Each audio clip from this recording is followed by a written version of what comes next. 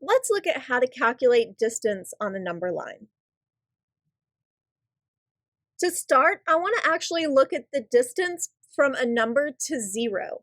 So I want to know how far is a given number away from 0. Well, this is given to me by the absolute value. The absolute value of a number is its distance from 0.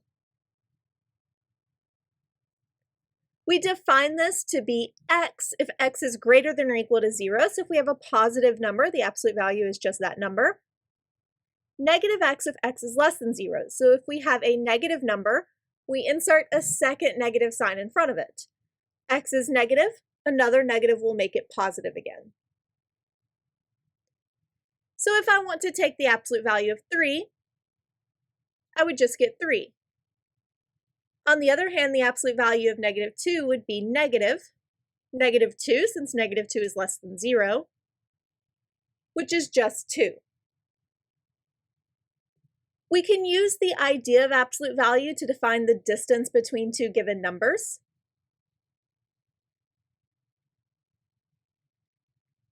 So let's suppose I have two numbers. I'm going to call them P and Q. This symbol here represents the distance between those 2 points. So D stands for distance. And this is equal to the absolute value of their difference. So we just have to subtract the 2 points and take the absolute value.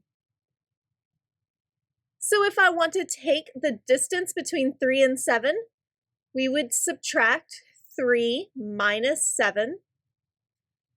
3 minus 7 is negative 4, and the absolute value of negative 4 is 4. Which number we pick first and which number we pick second doesn't matter. I could have also done this as 7 minus 3.